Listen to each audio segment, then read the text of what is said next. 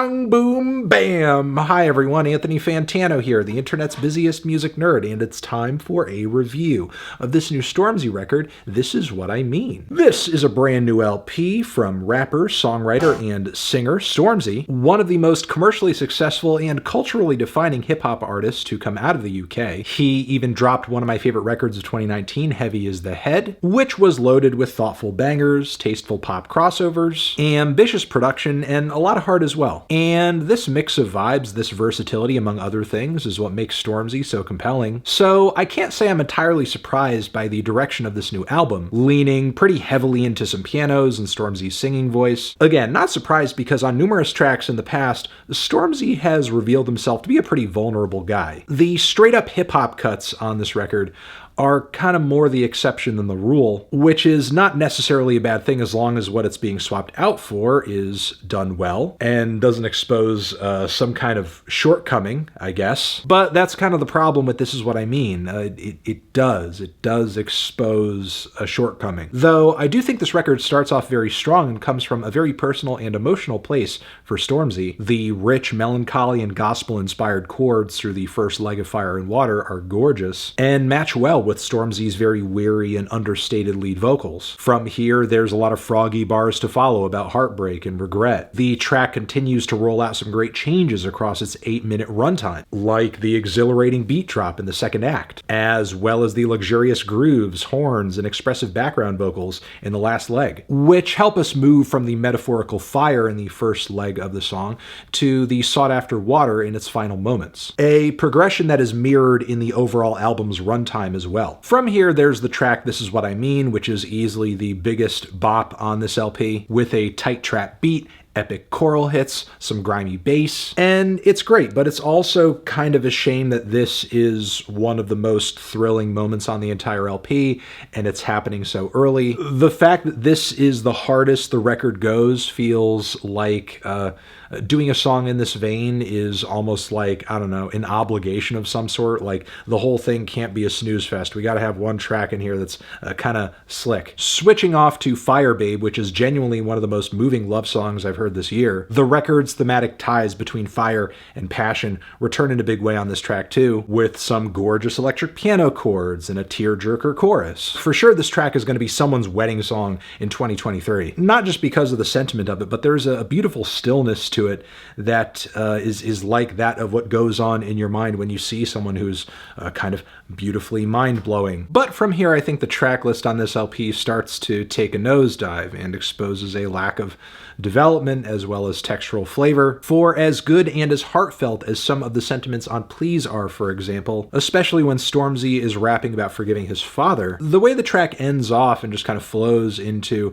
this whole choral section makes it feel a little inconclusive, like another verse could have easily been here. The track feels more like an internal monologue or a very quiet prayer than a formal song. It's also a bit of a jarring switch up going into the very buttery smooth grooves of Need You. The track's faux sensuality is propped up with stuttering bits of bass, some elevator jazz horns, as well as some very dolled up breathy guest vocals that are not eliciting the vibes they think they are. Neither is Stormzy's very quiet vocal fry on his verses. It kind of sounds like sexy ASMR, or at least an attempt at that. The romantic vibes continue onto the track Hide and Seek, which I'm not against a romantic cut in theory. I just hate that Stormzy and his producers, in an attempt at doing something with a romantic sentiment, trip into some of the most cliche pitfalls that you'll find with nearly any track going for this vibe. It's like the super sappy chorus and the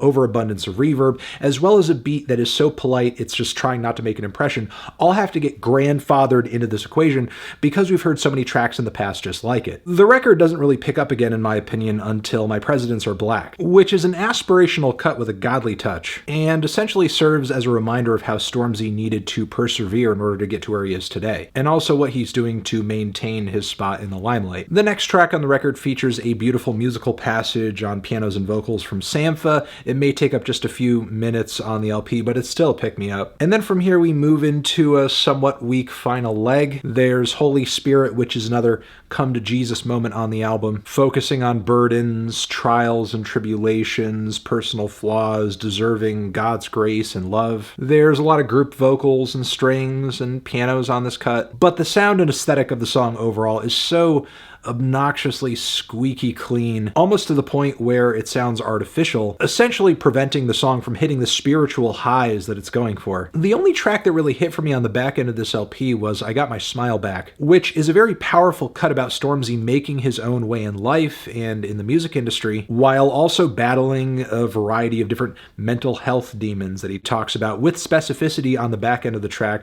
with some very moving parting words. If there's one thing about this album that I respect overall, it's Stormzy's writing and his topical focus on things like growth, God, being in love, falling out of love, the symbolism of the fire, of the water. Plus, it seems like he's in a very good place emotionally and mentally on this record too, reaching a plane of serenity of some sort. But this new chapter for Storm seems to have birthed a lot of musically bland and underwhelming moments on this LP. So many of these tracks are built on this kind of over-budget sentimentality that reminds me of albums like Eminem's Recovery, for example, which, yes, come from a place of real personal struggle, but simultaneously sound like a really bad movie that's trying to pull at your heartstrings in the most obviously desperate way. So to be clear, this record isn't disappointing because it's happy or positive or emotional or heartwarming. I just think these vibes and themes would have come across a lot better if they were complemented with some more distinct and organic instrumentation. Because this album overall sounds like Stormzy had